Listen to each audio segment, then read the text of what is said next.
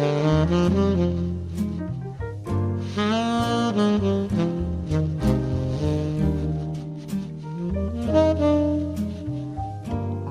va faire un petit détour par le cerveau d'Homo erectus.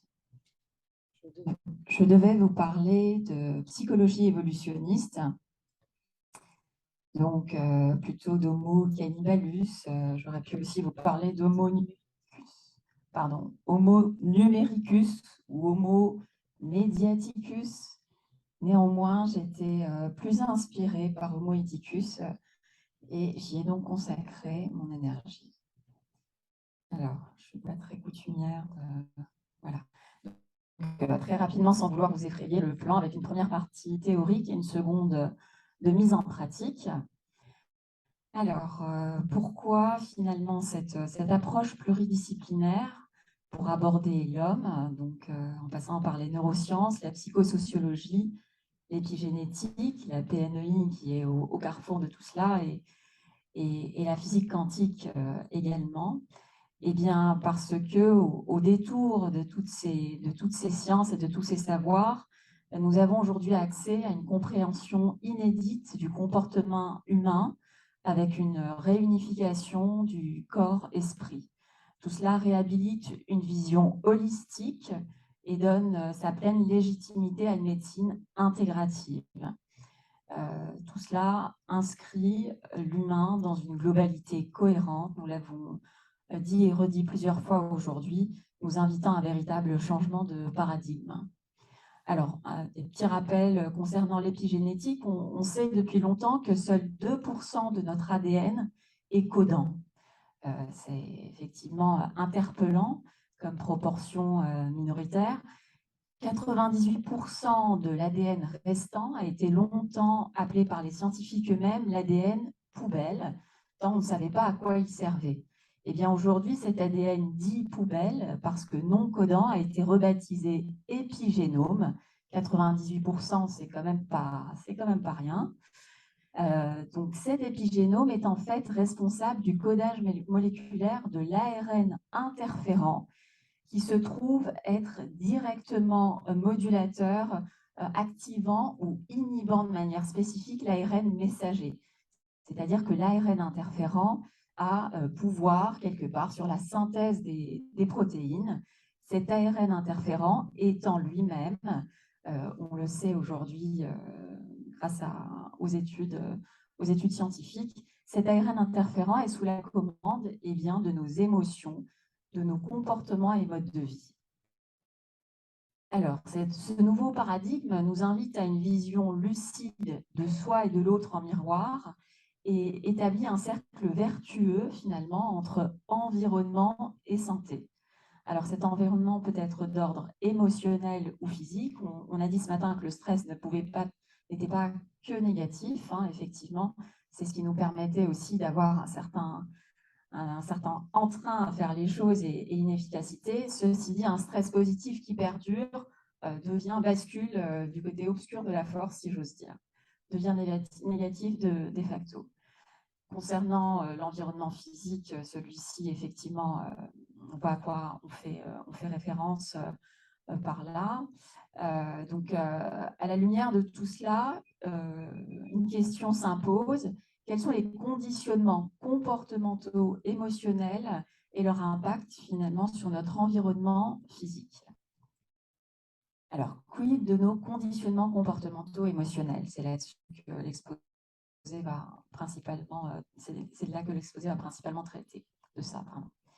Alors, chercher l'erreur pour commencer. Alors, un petit exemple tout à fait banal et commun que tous probablement ont connu ici dans cette salle et ailleurs. Je me rends à un rendez-vous et me voilà coincée dans un embouteillage. J'insiste sur le je m'énerve. Alors, décide-t-on réellement de nous énerver? Première question. Qui décide de s'énerver ici? Eh bien, voilà.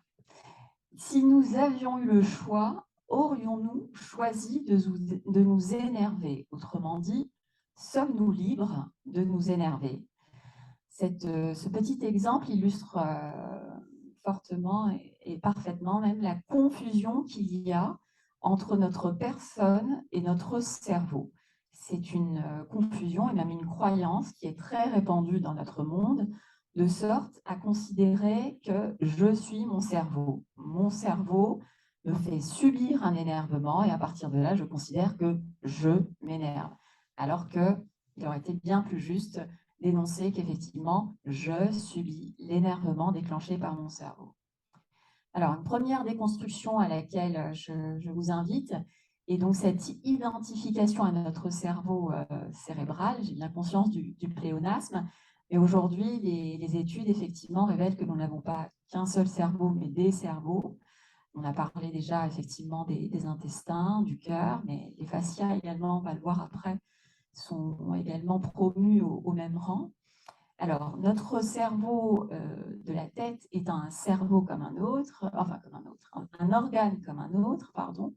Il est donc capable de bien fonctionner ou au contraire de dysfonctionner. Autrement dit, il est capable de nous rendre service ou de nous desservir. Dans quel cas, il donnerait lieu à des symptômes psychiques, voire physiques, des symptômes psychiques comportant tout le lot de syndromes anxio-dépressifs, de colère, voilà, de réactions inadaptées. Alors, notre cerveau de la tête, on le sait bien, a pour mission de protéger l'intégrité physique de la personne, et c'est en cela un centre de traitement et d'intégration des informations qui arrivent à lui. Donc, au final, toute personne subit le bon ou mauvais fonctionnement de son cerveau. Alors, vous avez sans doute déjà entendu parler de la théorie des trois cerveaux. Elle est schématique, critiquable et de loin pas strictement fidèle à la réalité. Encore faudrait-il y avoir accès à la réalité. Notre cerveau est néanmoins schématiquement subdivisé en trois zones, la zone reptilienne, limbique et le néocortex. Le reptilien étant le centre, donc le cerveau archaïque, centre d'élaboration des sensations et des instincts. C'est là que les sensations naissent. Le limbique en deuxième lieu est le centre des émotions et des goûts. Le néocortex est seul doué de raisonnement, de réflexion. Il est également le centre d'élaboration des pensées et du langage. Alors, on sait maintenant que l'influx nerveux est ascendant, traversant successivement ces trois zones. Un cerveau en bon état de marche, nous allons le voir, fonctionne à l'économie d'énergie. Le cerveau n'échappe pas à la règle en empruntant le chemin le plus court. Alors, une grande révolution dans le monde neuroscientifique est celle nommée la révolution Damasio. Pourquoi? Eh bien, avant Damasio, nous pensions que nous décidions de tous nos comportements. Nous pensions être maîtres à bord. Et nous pensions que l'ordre d'activation des aires cérébrales était reptilien, donc sans des sensations, néocortex, élaboration de la pensée, suivie d'une activation du limbique, donc développement d'une émotion venant justifier la pensée.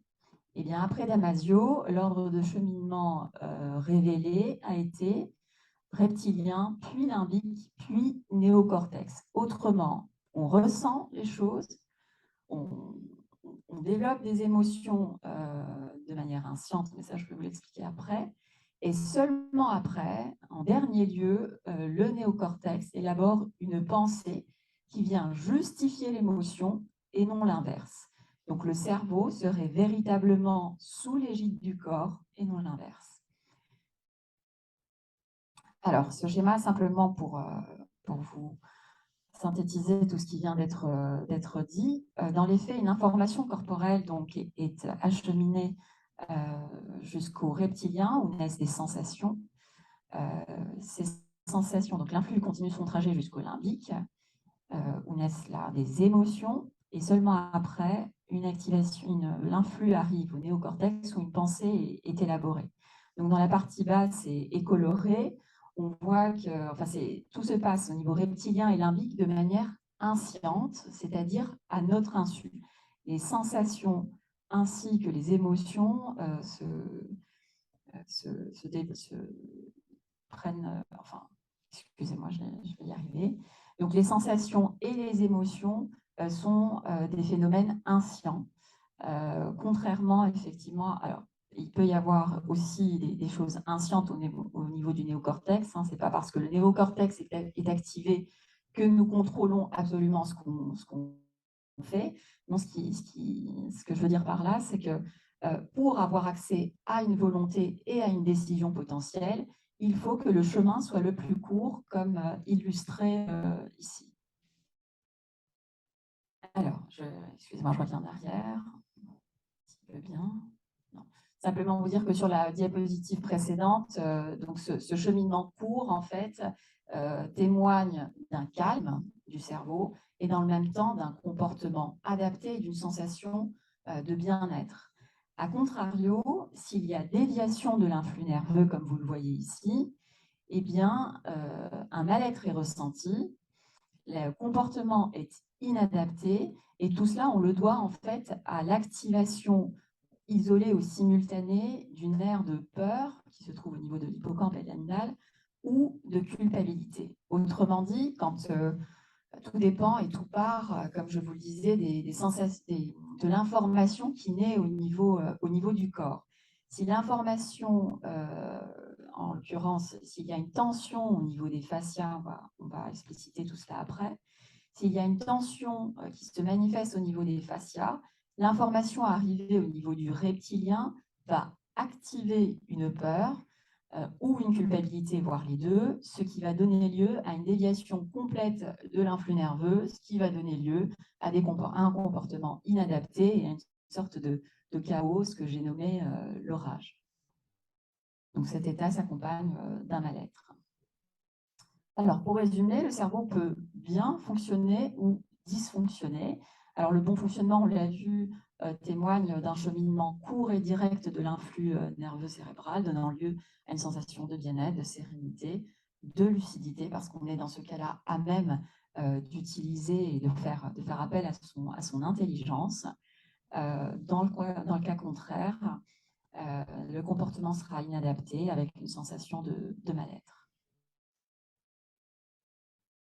Alors, tout cela nous invite donc à une nouvelle paire de lunettes parce que la croyance que nous sommes notre cerveau et que nous décidons de tout ce qui se passe et que le corps vient en second lieu est complètement inversée. Notre cerveau se trouve être effectivement à la lumière des récentes découvertes sous l'égide du corps. Nos pensées sont des constructions de notre cerveau et donc dépendent du bon ou du mauvais fonctionnement de notre cerveau. Et ces pensées ne font que justifier finalement nos émotions. Nous n'avons pas accès au monde tel qu'il est, mais tel que notre corps et cerveau finalement l'interprètent. Donc, on ne fait que modéliser les choses, que se représenter les choses en tâchant de se rapprocher le plus possible d'une réalité, mais qui dans l'absolu reste inaccessible. Alors on est tous différents, on a tous des corps différents, des cerveaux différents, et en cela, dans une salle où se trouvent 3 personnes, il y a combien de salles selon vous? Eh bien, il y en a 4 de salles, c'est-à-dire qu'il y a la salle comme la personne A l'aperçoit, comme la personne B l'aperçoit, comme la 3e personne l'aperçoit, et il y a la salle telle qu'elle existe, mais à laquelle aucune des 3 personnes n'a véritablement accès. Donc, nos comportements ne sont pas liés à ce qui se passe en dehors de nous, mais finalement à leur résonance en nous, à notre insu. Ce qui ouvre la voie à une vision effectivement éthique de l'humain, celle de la légitimité de chacun dans sa perception propre et dans son comportement propre, partant de l'idée que chaque construction mentale est finalement la résultante d'un ressenti qui n'est pas choisi. Nous ne sommes pas notre cerveau, je pense donc je suis, est un mythe qui s'écroule. Damasio a écrit 2 livres en 2003 et 2006 intitulés L'erreur de Descartes, d'abord je crois, et en second lieu, Spinoza avait raison. Alors, les travaux de Benjamin Libet et de Patrick Agar viennent enfoncer le clou. L'étude était la suivante. Il s'agissait d'enregistrer l'activité cérébrale d'une personne qui buvait un jus de fruits, de manière à recueillir la chronologie d'activation des différentes aires cérébrales impliquées. Alors, le résultat attendu était celui-ci. On s'attendait à ce que le reptilien s'active en premier lieu, en déclenchant une sensation de soif, mais qui à ce niveau-là était encore insciente, suivi d'un désir pardon, de jus de fruits situé donc au niveau du limbique, élaboration d'une pensée en troisième lieu, ah tiens, j'ai soif, je vais aller me chercher quelque chose à boire, et en dernier lieu, donc l'activation des aires motrices mobilisant la personne vers le lieu de réserve de la boisson. Alors, voici le résultat obtenu. Donc, on voit que finalement, l'ordre d'activation au niveau des étapes 1 et 2 est bien conservé, et bien fidèle à ce qui était attendu, plutôt. Par contre, ce qui a été constaté, c'est une inversion des chronologies d'activation de l'ère 3 et 4, à savoir les aires motrices se sont activées 135 millièmes de seconde avant l'élaboration de la pensée. C'est-à-dire que le corps avait déjà reçu la commande de se diriger, de se déplacer vers le réfrigérateur pour aller se chercher à boire, avant même que la personne n'ait conscientisé le fait qu'elle avait soif et qu'elle devait effectivement, et qu'il serait bon d'aller se réhydrater. Donc, tout cela pour vous dire que la pensée s'avère bel et bien être dernière. Nous serions des êtres sensitifs, sensoriels, avant d'être pensants. Là où on passe notre temps à nous juger les autres pour les pensées qu'on a. Le déclenchement du mouvement dans le cerveau précède la décision consciente d'effectuer le mouvement. Donc, la pensée justifie un comportement finalement déjà engagé en se l'appropriant comme si elle en était la cause. Nous répondons au final à des programmes inscients initiés dans nos corps et nos cerveaux. Quelque chose se fait à travers nous en fonction de ce qui a été finalement mémorisé dans nos tissus. Alors tout cela appelle à une humilité certaine. Peut-on encore prétendre à un libre arbitre après tout cela? Spinoza disait que nous ne naissions pas libres, mais que nous étions en mesure de le devenir. Alors, pour atteindre le libre arbitre, on l'a survolé, encore faut-il effectivement avoir accès à un fonctionnement optimal de son cerveau, c'est-à-dire en l'occurrence ne pas avoir de tension corporelle, de peur ou de culpabilité qui, nous l'avons vu, crée une sorte de chaos cérébral. Ce qui revient à supprimer ce qui crée la déviation de l'influx nerveux. Et il s'agirait dans les faits d'enlever dans notre corps et cerveau ce qui nous empêche d'être serein, lucide, libre et en bonne santé. Spinoza en appelait de ses voeux, les neurosciences aujourd'hui lui donnent raison. Alors ces blocages fondamentaux que sont ces tensions, peur et culpabilité, sont des obstacles au libre arbitre, on vient de le voir, au bien-être et à la santé via l'épigénétique abordée au préalable. Alors, comment se forment ces blocages et comment au mieux les supprimer ou à minima les limiter? Alors, pour cela, on va revenir rapidement sur quelques notions de physiopsychologie de l'enfance. Alors, on sait l'état de vulnérabilité et de dépendance extrême du nouveau-né qui, du fait de son immaturité neurologique, n'est que sensation. Il est de fait dans un état de fusion émotionnelle qui va rester effectivement un certain temps, jusqu'à l'âge de 5-6 ans à peu près. Cet état de fusion émotionnelle caractérise en fait une sorte d'indifférenciation entre ce que ressent l'enfant et ce qui se trouve autour de lui. De sorte que s'il y a de la joie autour de lui, eh bien, il sera joyeux, il sera heureux et il pensera, quand je dis penser, il ressentira, il aura la sensation que finalement il est la cause de cette joie. Alors que si l'ambiance est triste ou malheureuse, ben, il le sera tout autant et il considérera qu'il est responsable, voire coupable de ce malheur ou de cette tristesse. Il est vraiment dans une indifférenciation de l'environnement. Alors, quand on dit que c'est une éponge, c'est véritablement le cas parce qu'il absorbe ces tensions qui vont se mémoriser dans ses tissus et il est donc particulièrement sensible. On le reste et on le demeure à l'âge adulte, mais c'est là que se fait le lit de cette sensibilité au bain émotionnel dans lequel il se trouve. Une conséquence de cette fusion émotionnelle, enfin une conséquence, en parallèle de cette fusion émotionnelle plutôt, l'enfant a une vision égocentrée, effectivement, et il présente une culpabilité physiologique puisque il n'est pas à même de distinguer que si sa maman n'est pas bien ce jour-là, ben, ce n'est pas de sa faute. Et cette vision égocentrée fait qu'il considérera que maman est triste, j'ai dû faire quelque chose qui n'allait pas. Et ça, c'est physiologique jusqu'à 8-9 ans. On le reverra après. Alors, par quel biais, finalement, ces sensations et cette fusion émotionnelle? Alors, l'organe qui semble en être responsable a été longtemps méconnu et mal aimé. Il s'agit des fascias, qui constituent un véritable réseau membraneux en continuité dans tout le corps.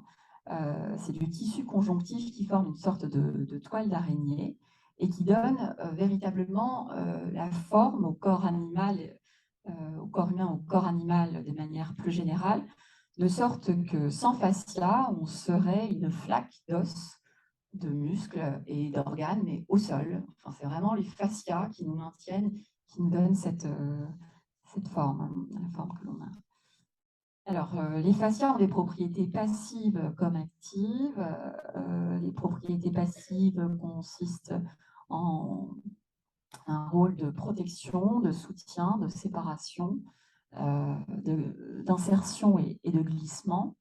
Les propriétés actives, celles d'enroulement, déroulement du tissu, de drainage des liquides du corps et également d'échanges métaboliques tissulaires et cellulaires. Alors, les fascias sont très, très, très riches en eau. Ils sont également richement innervés et ils sont doués du fait de leur constitution principalement faite d'eau, d'une grande élasticité et capacité de déformation.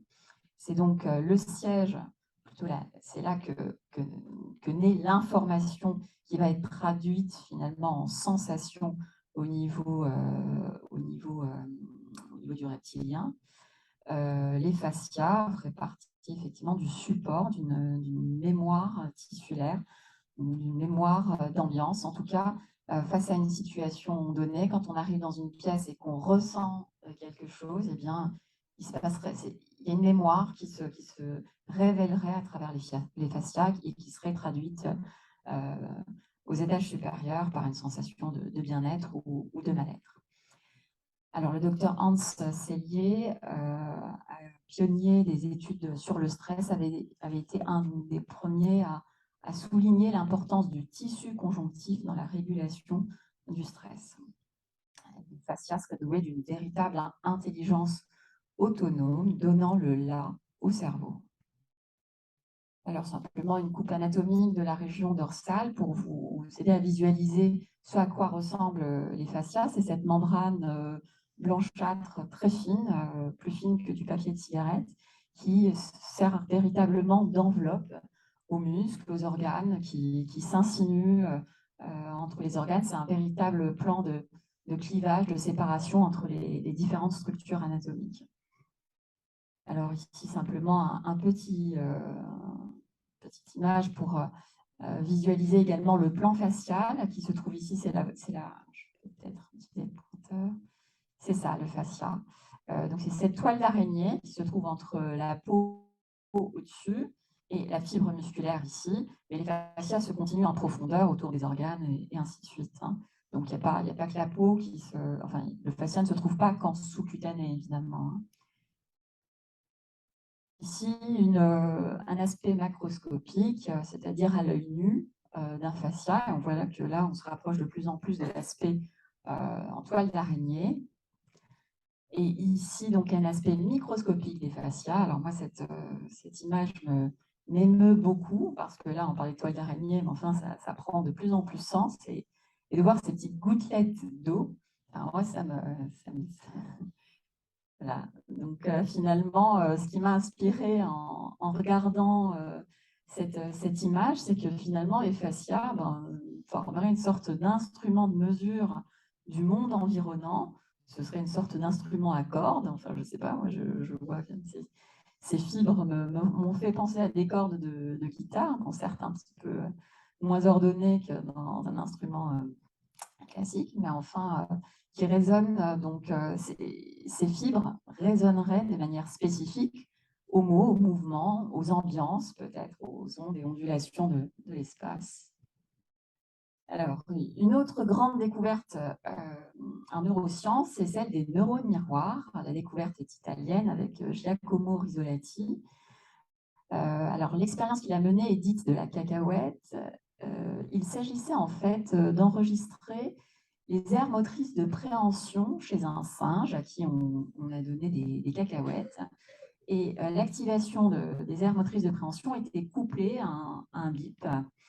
Alors, à chaque fois que le singe prenait une cacahuète, eh bien, dans la main, un bip se faisait entendre. Et ce qui s'est passé, ce qui a étonné les chercheurs, c'est qu'à un moment, une cacahuète s'est égarée et c'est un autre singe qui a saisi une cacahuète de la main et là, on a entendu un bip. Alors là, on était un petit peu perplexe parce que le second singe, lui, n'était pas étudié. Seul le premier singe avait des électrodes collées sur le crâne pour enregistrer, pour faire les enregistrements voulus. Et donc l'expérience a été reproduite. L'autre singe a ressaisi une cacahuète de la main et bip à nouveau. Alors, on s'est dit, tiens. Et donc, ce qu'a découvert finalement les chercheurs par le plus grand des hasards, et que le bip était perçu de la même manière, si c'était le singe étudié qui prenait la cacahuète de la main ou si c'était finalement un congénère qui le faisait. Donc l'étude a été reproduite chez l'homme et les mêmes résultats ont été obtenus. Donc finalement, le cerveau reproduit le mouvement qu'il observe, que ce mouvement soit réel ou virtuel, que ce soit la personne qui effectue le mouvement ou finalement un autre qui le fait. Donc là encore, je vous renvoie à la notion « je ne suis pas mon cerveau ». Mon cerveau l'a fait, mais moi, je n'ai fait que l'observer. Le cerveau déclenche dans le même temps des émotions mémorisées couplées au mouvement reproduit. Le petit exemple qui suivra va bien illustrer cela. À partir de ces émotions s'élaboreront des pensées qui viendront justifier les émotions ressenties. Alors, le petit exemple est le suivant. Un enfant était battu par son père lorsqu'il s'affalait sur un fauteuil. Devenu adulte, un jour, alors qu'il est dans une salle d'attente, une personne arrive et s'affale face à lui sur un fauteuil. La personne ressent aussitôt, donc l'enfant battu qui a grandi depuis, ressent aussitôt un malaise qui l'envahit et trouve cet inconnu particulièrement désagréable. Devinez pourquoi? Eh bien, ces neurones miroirs se sont activés. Donc, pour son cerveau, c'est comme si c'était lui qui s'affalait sur un fauteuil, ce qui vient réveiller et activer un interdit, une peur insciente qui se déclenche donc à l'insu de la personne. Et ressentant ce malaise, enfin l'émotion justifie la pensée, je vous le rappelle, eh bien, la personne va élaborer des pensées plutôt négatives par rapport à la personne affalée en face de lui. Alors, être ou ne pas être, telle est la question. On voit donc dans l'exemple qui vient de précéder que se tenir droit par peur, en l'occurrence d'être battu, ce n'est pas la même chose que de choisir librement de se tenir droit. La différence entre les deux, c'est que quand on choisit librement d'être droit, eh bien, on se sent bien. Alors que se tenir droit par contrainte et par une peur, contraint par une peur, ben, c'est l'occasion d'un stress qui, effectivement, ne peut être que néfaste s'il est répété à de multiples fois. Alors, les comportements, excusez-moi, là j'ai pas tout mon... En fait, j'ai pas... C'est pas grave. En fait, cette diapositive, la diapositive n'est pas complète, donc ça m'a un petit peu troublée. Mais simplement, ce que je voulais illustrer là, c'est que la majeure partie de nos comportements... Oups, je reviens en arrière, si je peux. C'est bon? Ouais, c'est le pointeur. Voilà, en fait, la majeure partie de nos comportements sont des comportements interdits. C'est-à-dire qu'on n'apprend pas à être, mais on apprend à ne pas être méchant, ne pas être impoli, ne pas être... On est éduqué avec de la peur et de la culpabilité. Ce qui fait que le libre choix et la place à la créativité, à la spontanéité est largement minoritaire. Là, j'avais une petite palette de peinture dessine représentée de ce côté-là. Et un gros interdit de ce côté-là.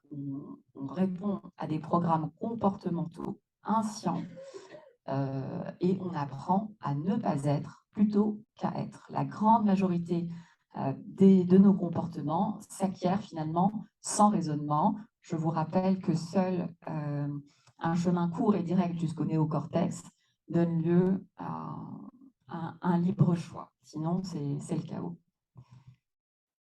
Alors, et pour cause, la peur, pourquoi autant de peur? Eh bien, la peur, effectivement, est ce qui a permis la subsistance d'Homo sapiens à travers les âges.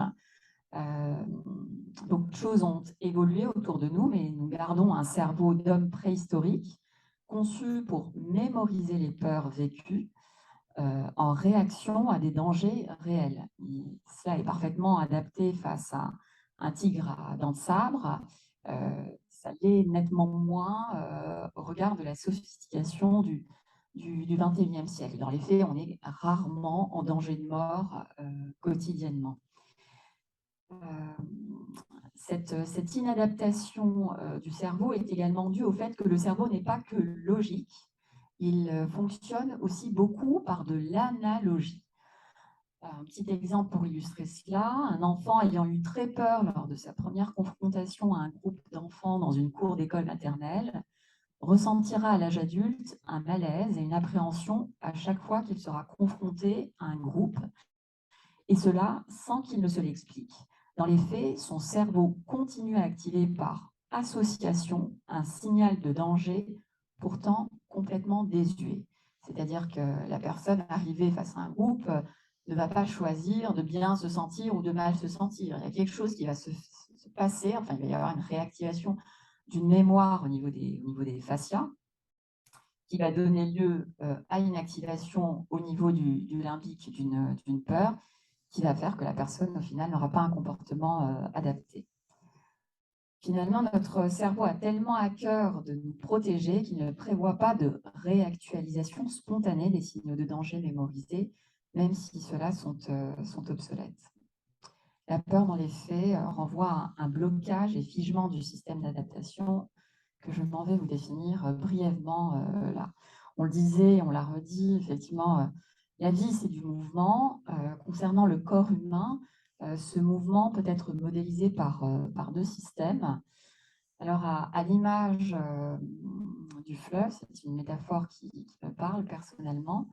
Quand on observe un fleuve, eh bien, il s'agit toujours du même fleuve, mais néanmoins, ce n'est jamais la même eau qui s'écoule. Il s'agit de la même chose concernant notre personne. On est toujours la même personne, mais on est en mouvement perpétuel. Et ce qui vient expliquer ce mouvement, ce sont deux systèmes. Un système d'adaptation qui a la particularité d'être passif. C'est une sorte de laisser-faire du corps par son environnement. Alors, ce laisser-faire du corps, ce qui l'illustre parfaitement, c'est le nourrisson, justement, qui est en pleine maturation neurologique. Et bien, à chaque fois qu'il se réveille, finalement, il n'est pas dans le même monde, cet enfant. Il ne voit pas, il ne perçoit pas la même chose, puisqu'entre-temps, il a acquis une maturité relative, une maturité neurologique relative qui le fait percevoir son monde différemment. Donc, au final, à chaque réveil ou chaque jour, il n'observe pas le même monde et néanmoins, il se laisse faire. Il accepte ce changement et c'est effectivement là encore à l'image du laisser-faire de l'eau qui prend la forme de son contenant. Le moteur du système d'adaptation est l'amour, son blocage est la peur. Le second système qui nous met en mouvement, c'est le système d'apprentissage, qui est un système actif, et celui-ci renvoie la modification qui s'opère en nous à la lumière des expériences vécues. Les deux systèmes d'adaptation et d'apprentissage s'auto-entretiennent. Néanmoins, un bon apprentissage nécessite une bonne adaptation, et ainsi de suite. Le blocage du système d'apprentissage se manifeste par un sentiment de culpabilité qu'on va définir maintenant. Alors, on l'a déjà dit, l'enfant a une culpabilité physiologique jusqu'à environ 8-9 ans, en lien avec une vision égocentrée à la fusion émotionnelle qui a été abordée. Cette vision égocentrée est présente jusqu'à l'âge de 5-6 ans. Je vous disais que la culpabilité était physiologique jusqu'à 8-9 ans en théorie. En pratique, baignant dans une culture judéo-chrétienne pétrie de culpabilité, la culpabilité continue son chemin, effectivement, et de plus en plus ancrée chez le grand enfant et chez l'adulte. On fonctionne beaucoup, enfin, ce qui nous fait beaucoup fonctionner, c'est notre culpabilité. Je vous ai mis un petit mot concernant Saint-Augustin parce que c'est lui, a priori, qui a théorisé la notion de péché originel et depuis, effectivement, un virage a été pris concernant la culpabilité. Nos modèles éducatifs reposent même sur la culpabilité en faisant un outil d'apprentissage. Or, la culpabilité bloque notre système d'apprentissage, bloque un mouvement de vie en nous. Mais de quoi je vais y arriver. De quoi parle-t-on en parlant de culpabilité? Eh bien, il y a deux sortes de culpabilité, être coupable et se sentir coupable. Alors, la culpabilité qui fait dysfonctionner le cerveau, c'est la seconde, hein, c'est se sentir coupable. C'est de cette culpabilité-là que je parle quand j'indexe la culture judéo-chrétienne. Parce que dans les faits, être coupable implique une volonté de nuire. Si je vais chez une personne que je n'apprécie pas et que j'ai décidé de l'embêter un petit peu et que, boum, un coup de coude et je casse le vase, je suis pleinement coupable. À aucun moment je me sens coupable. Au contraire, j'ai voulu nuire, j'ai réussi mon coup. Je suis plutôt contente de moi. Donc, quand je suis coupable, finalement, je ne me sens jamais coupable. A contrario, si je suis chez une amie et que maladroitement, j'ai fait tomber un vase, et bien là, je m'en veux terriblement, je me sens coupable, alors que je ne suis pas coupable dans les faits, puisque à aucun moment, je n'ai voulu nuire. Je ne suis pas coupable, je me sens coupable, et néanmoins, je suis responsable, puisque c'est moi qui l'ai fait. Donc, il importe de différencier ces deux notions que sont le sentiment de culpabilité et la responsabilité, parce qu'effectivement, en pratique, on confond complètement les deux. Le sentiment de culpabilité, on l'a vu, est physiologique chez l'enfant, et puis il est entretenu par la culture. Alors, comment reconnaît-on la culpabilité, le sentiment de culpabilité? Eh bien, en se posant simplement la question, est-ce que j'ai fait exprès? Est-ce que c'était voulu? En repérant également les j'aurais dû, comme si j'avais pu faire autrement. Dans les faits, chacun fait de son mieux en permanence avec ce qu'il a. Donc, il serait bon de remplacer le j'aurais dû par eh bien, c'est comme ça, c'est pas ce que je voulais, mais c'est quand même ce qui s'est passé, c'est comme ça. À partir de là, qu'est-ce que je fais? Comment je répare? C'est ça, être responsable. Une petite notion que je voulais également vous partager est celle du ballon de culpabilité, qui est un véritable transfert inscient, donc à notre insu, de culpabilité. C'est-à-dire que dès qu'une personne se sent coupable, eh bien, elle ne peut pas s'empêcher de faire culpabiliser un autre au sein de l'hôpital. Ça peut être le chirurgien qui subit sa culpabilité, qui va joyeusement la faire faire la passe, on va dire, à l'infirmière, qui à son tour va croiser l'aide-soignante qu'elle va également faire culpabiliser, ainsi de suite, jusqu'au pauvre patient en bas de l'échelle voilà. nous sommes une chaîne. Alors, culpabiliser, y compris pour éduquer, est une prise de pouvoir sur l'autre. C'est un véritable outil de manipulation, vous le savez. On aurait tous tout intérêt à se responsabiliser, à penser comment réparer quand les choses finalement ne se passent pas comme on le souhaiterait. Je vous invite à retenir cette petite phrase. Quand on est coupable, on ne se sent pas coupable. Quand on n'est pas coupable, on se sent toujours coupable. Et ça aide souvent effectivement à déculpabiliser. Dès qu'on sent que voilà, ah, je m'en veux, mais en fait, je n'ai pas fait exprès, c'est comme ça. Qu'est-ce que je peux faire pour améliorer? Alors, difficile de faire l'impasse sur les héritages quand on parle de culpabilité, parce qu'ils sont un véritable réservoir de culpabilité, ces héritages. Alors, de quoi parle-t-on? Il s'agit de comportements non réfléchis, dont la transgression, finalement, génère de la culpabilité.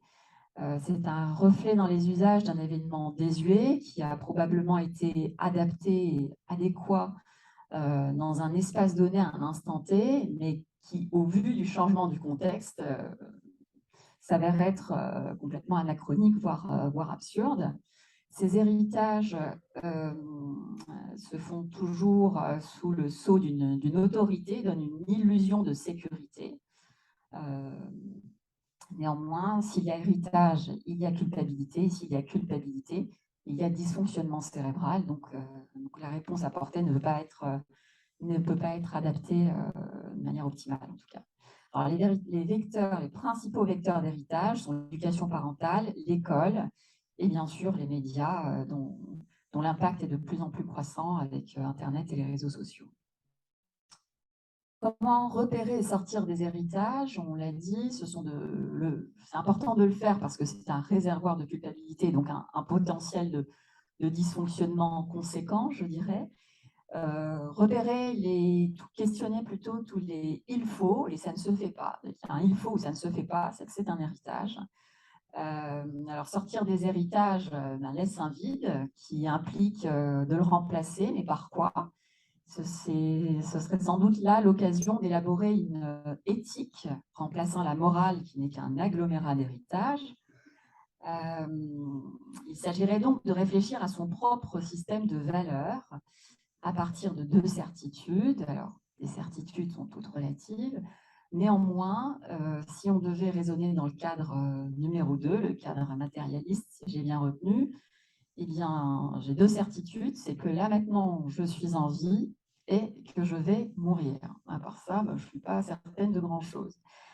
Je suis en vie, je vais mourir, j'ai une éthique à élaborer. Bon, la question, c'est mais qu'est-ce que je veux faire de ma vie? À quoi je veux consacrer mon énergie finalement? Accepter sa mort permet en effet de penser sa vie là où de nos jours, on a plutôt tendance à considérer que la mort est absolument à évincer de toute réalité alors qu'elle est toute naturelle. Une dernière notion pour en finir avec la partie théorique, celle de la construction du personnage. À force de mal-être, à force de tension corporelle, de peur et de culpabilité, se substitue à la personne un personnage qui renvoie au persona de Carl Gustav Jung, ce terme faisait référence au masque porté par les comédiens antiques. Donc, pour dire les choses simplement, plus le bain émotionnel de la personne, de l'enfant et de l'adulte après, et essentiellement de l'enfant, parce que c'est là que les choses se passent et après, finalement, elles se réactivent ou pas. Donc, plus le bain émotionnel est favorable, plus ça renforce la spontanéité, la lucidité, l'intelligence et le pouvoir créatif de la personne. Plus le bain émotionnel est défavorable, plus ça renforce le mal-être, le personnage, et moins ça favorise évidemment la santé. Alors, en pratique, que faire de toutes ces notions théoriques? Il importe effectivement de différencier la personne de ses comportements une fois qu'on a compris que nous ne sommes pas notre cerveau. Nos comportements ne font que refléter finalement le bon ou mauvais fonctionnement de notre cerveau. Il s'agirait donc de se positionner par rapport à un comportement et cesser d'assimiler la personne à son comportement. Limiter la culpabilité de sorte à renforcer la lucidité de la personne face à une situation inadaptée plutôt que de dire « je suis nul », ce qu'on entend en permanence chez nos enfants et évidemment chez les adultes, sinon les enfants ne le diraient pas. Remplacer « je suis nul » par « ce que je fais est nul », avoir une sorte de mise à distance entre ce que je fais et ce que je suis. Peu importe ce que je fais, ma vie n'a pas de prix, même si je suis le plus grossier des salopards. Ça peut déranger parce que ce n'est pas effectivement l'idée reçue. Il importe aussi d'isoler la notion de rôle, différencier le rôle de la personne à son importance pour les raisons qu'on va voir. Donc ici est illustré deux types d'interactions, de rôle à rôle, nommé ici le relationnel, et de personne à personne, nommé le lien. Ces deux interactions sont effectivement à distinguer parce qu'elles donnent lieu à deux affectifs indépendants qui, pour bien se sentir et mener à bien sa fonction, il importe de différencier. En effet, plus je suis lucide au regard de mon rôle, plus je mets à distance mon rôle et ce que est ma personne, mieux je me sentirai et mieux je serai à même d'exécuter ma fonction. Différencier les deux affectifs permet également de respecter la personne, y compris si son rôle est défaillant. Confondre personne et rôle donne lieu à une sensation de mal-être, à une autodévalorisation, à un burn-out, dépression, etc., jusqu'à aller aux somatisations, aux pathologies organiques les plus sévères. Alors, la conduite à tenir consisterait à cesser donc de culpabiliser et à se responsabiliser autant que faire se peut. Deux approches sont possibles pour cela. Une approche préventive qui consiste avant tout à reconnaître un état de dysfonctionnement cérébral psychique, qui est un état de souffrance puisqu'il est déclenché par une peur ou une culpabilité. Ne pas surenchérir dans les peurs et culpabilités, savoir au contraire désamorcer le dysfonctionnement plutôt que de l'aggraver et savoir potentiellement porter une indication de péinothérapie qui est l'approche curative que je vais brièvement vous expliquer. Donc, l'énothérapie est un courant d'hypnose qui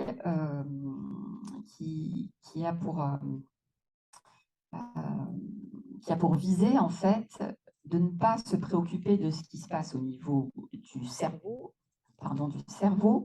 mais plutôt du corps, puisque c'est là que tout naît. C'est là qu'émergent effectivement, que naissent les informations qui vont être traduites plus haut en sensations, émotions, etc. Donc c'est un courant d'hypnose qui, contrairement à l'hypnose ericksonienne, ne s'adresse pas au mental de la personne. Au contraire, dans ce dispositif-là d'hypnose, le mental est mis de côté, le cerveau est invité à être observateur de ce qui se passe, et l'hypnothérapeute, via une technique de centrage et de mise à distance avec le patient, va s'adresser au corps de manière à libérer les tensions mémorisées dans les fascias, en l'occurrence. Une fois ces fascias libérés de leurs tensions, pourra s'opérer une neuroplasticité effaçant les traces de peur et de culpabilité. Donc, nous ne sommes pas condamnés à subir nos peurs et culpabilités. Nous sommes effectivement en mesure de s'en débarrasser, entre guillemets, grâce à la neuroplasticité, mais à condition de libérer au préalable les tensions mémorisées dans le corps. Alors, je parlais de dysfonctionnement cérébral à l'instant. Eh bien, les grabouillis sont un synonyme. Hein, c'est simplement dit en termes un petit peu plus sympathiques et enfantins. Ces grabouillis sont donc une manifestation comportementale d'un dysfonctionnement dans le processus inscient de la personne. Exemple du chirurgien qui passe ses nerfs sur l'infirmière.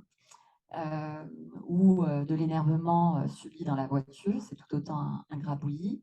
Donc ces grabouillis sont finalement les traces actives dans le cerveau d'un événement passé qui finalement sont actifs des signaux de peur ou de culpabilité. On l'a déjà dit, la pensée viendra justifier après coup un comportement déjà engagé en se l'appropriant comme si elle en était la cause, via des justifications. Le chirurgien trouvera évidemment un tas d'arguments pour expliquer la colère. Vous vous rendez compte, elle a mis le patient en danger, c'est inadmissible, et ainsi de suite. Mais dans les faits, le chirurgien ne vient que justifier une émotion insciente qui s'est déclenchée dans son cerveau. Il faut savoir que si le grabouillis est pénible pour celui qui le subit, à savoir pour l'infirmière, il l'est avant tout pour celui qui en est l'acteur, c'est-à-dire que, contre toute attente, le chirurgien n'est pas moins à plaindre que l'infirmière, parce que c'est son état de mal-être qui lui impose ce comportement dysfonctionnel. Donc le grabouillis est un signal que quelque chose ne va pas. Il empêche la fluidité du moment présent, mais il n'a pas de sens en tant que tel. C'est-à-dire que ça n'aurait pas de sens d'aller détricoter le pourquoi du comment des choses. En fait, le grabouillis est symptomatique d'un mal-être. Point basta. Il n'y a pas lieu de rentrer dans des justifications à s'y perdre. Donc la personne, de plus, se voit faire, c'est qu'elle dysfonctionne et pourtant, elle ne peut s'en empêcher. Cette conscience de l'inadaptation du comportement crée une surenchère dans la culpabilité. Il importe ici de se focaliser sur la souffrance de la personne, le symptôme n'étant finalement que le sommet de l'iceberg. Alors, petit cas très rapide, Baptiste le monstre. Baptiste pose problème dans sa classe, tout le monde s'entend à dire qu'il se fait remarquer, qu'il fait son cinéma pour qu'on s'occupe de lui. Cette interprétation sous-entend que Baptiste est un manipulateur. Or, Baptiste subit un comportement déclenché dans son cerveau dont il est le premier à pâtir. Les enfants font les choses pour qu'on les aime. Lorsqu'un enfant pose problème, c'est bien connu, c'est pour que l'on s'occupe de lui. Nous représentons l'enfant uniquement dans une demande de l'amour de l'autre, une sorte de cri « aimez-moi », il serait comme un vampire émotionnel. Or, cette paire de lunettes psychanalytiques ne correspond pas aux enseignements des neurosciences dont l'éclairage nous laisse penser que Baptiste, loin d'être décideur, fait un grabouillis et est en souffrance, en proie à des peurs et culpabilité. Je suis un petit peu en retard. Ça va? Un petit peu. Ah, c'est fini. Bon, alors, sinon, je vais continuer rapidement avec le professeur Typhon Tournesol, donc éminent professeur de chirurgie. Il est craint par tout le personnel du bloc opératoire, tellement il fait vibrer les vitres quand les choses ne se passent pas comme il l'entend. Quel sens donner à ces accès de colère? Le professeur est sans doute en proie à ses peurs et culpabilités. Il se confond avec son rôle et en cela, il est terrorisé de faillir à sa mission. Étant terrorisé à son insu, eh bien, il terrorise le personnel à son tour. C'est le fameux ballon de culpabilité dont je vous parlais. Donc, tous les fascias du bloc opératoire sont tendus, tous les cerveaux sont en alerte rouge et dysfonctionnels. Aucune distinction entre culpabilité et responsabilité, une perte de chance assurée pour le patient. Alors, comment gérer ces grabouillis? Savoir les reconnaître avant tout. Remplacer il m'embête ou il ne fait pas ce qu'il faut par il ne va pas bien ou il est en souffrance, enfin reconnaître l'état de souffrance face à un grabouillis, et pertinence de ne pas rajouter de la peur ou de la culpabilité qui ne fera évidemment qu'aggraver la situation.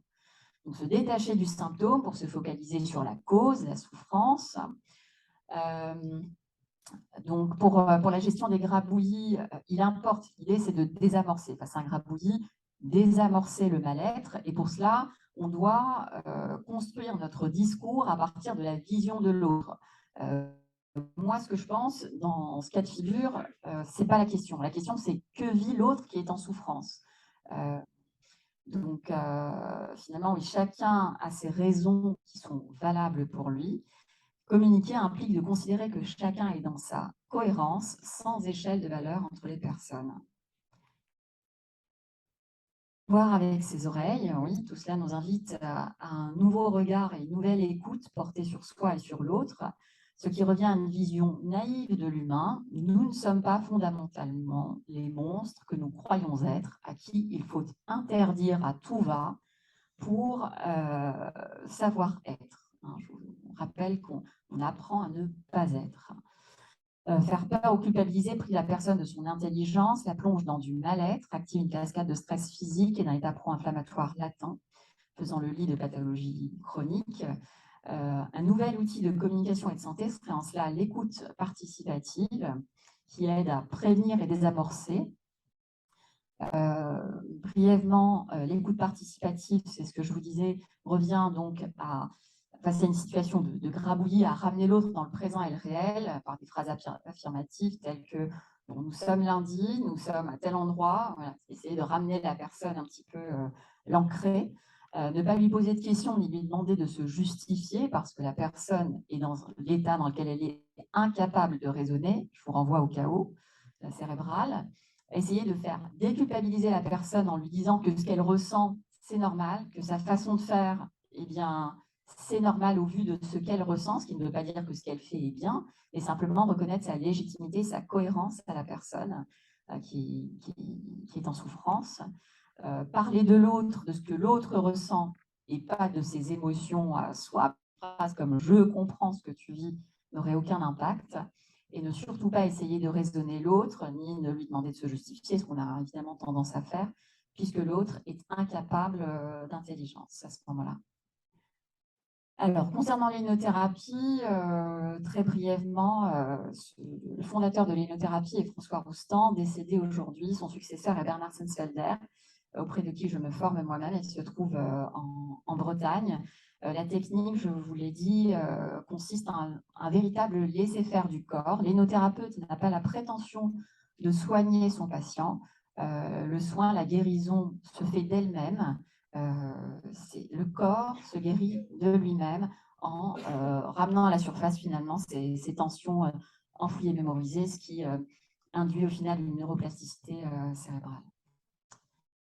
Alors, une étude récente, relativement récente, qui date de 2013, est venue donc, a posteriori donner une certaine légitimité à l'hypnothérapie, puisque l'étude consistait à exposer une cohorte à une odeur, une image, et en même temps un choc électrique, ce qui a forcément induit une peur qui a été enregistrée et retrouvée chez tous. Suite à cela, la cohorte a été divisée en deux groupes. Le premier groupe n'a subi aucun traitement en particulier. Le second, par contre, a été réexposé à l'odeur qui déclenchait la peur lors de la première partie de l'expérience. Et cette réexposition a été faite lors d'un état de sommeil, qui est un état de vulnérabilité. L'hypnose en étant un, mais le sommeil est l'état de vulnérabilité par excellence pour un cerveau préhistorique, puisque au temps des chasseurs-cueilleurs, si un tigre à dents de sabre arrivait à nous en plein sommeil, ben, le lendemain, on n'était plus. Alors que là, dans les faits, on nous expose au signal de danger, on dort, et au réveil, eh ben, c'est la pleine forme. Oui, c'est la pleine forme. Et du coup, ce que le cerveau est à même de faire à ce moment-là, eh c'est d'effacer le signal de peur du fait, du constat d'une intégrité physique complète de la personne. Le signal de peur est effectivement peut être effacé, de peur de culpabilité par extension, peut être effacé par le cerveau à deux conditions: que le cerveau fasse l'expérience du signal de danger dans un état de vulnérabilité et qu'il fasse l'expérience de l'intégrité physique malgré la présence de ce danger, ce qui donne lieu à un renouvellement. Je finis, mon cher Michel. Alors, tout cela, effectivement, donne lieu à des difficultés certaines, puisqu'il s'agit de changer de paradigme et de déconstruire finalement des croyances fortement ancrées en nous. Il s'agit de désapprendre de plus des conditionnements comportementaux anciens, ce qui n'est pas une mince affaire. Donc, il s'agit là de ne pas se contenter de comprendre, mais de persévérer dans l'application de cette nouvelle paire de lunettes. Mettre en lien l'écoute participative et les deux affectifs sont en cela un véritable outil universel d'éducation, de santé et sans doute d'éthique. Les enjeux sont multiples, vous le savez, au niveau individuel, mais également au niveau sociétal, idéologique et écologique, au vu du biocide en cours. À retenir, chacun est légitime dans ce qu'il ressent. Je pense que c'est un message fort, même si ce qu'on observe ne nous convient pas. On ne fait que réagir finalement à ce qu'on ressent en soi. S'alléger de ses peurs et culpabilités, donc peut-être effectivement est possible par une écoute participative et un laisser-faire du corps sur un plan curatif. Il y a sans doute urgence à se soigner pour préserver le vivant. Le biocentrisme est à l'anthropocentrisme, ce que l'héliocentrisme a été au géocentrisme. La vie est finalement qu'une danse qui se fait à travers nous. Voilà, pour finir, quelques phrases. Celle qui m'inspire le plus ici est être libre de ses choix favorise des choix justes.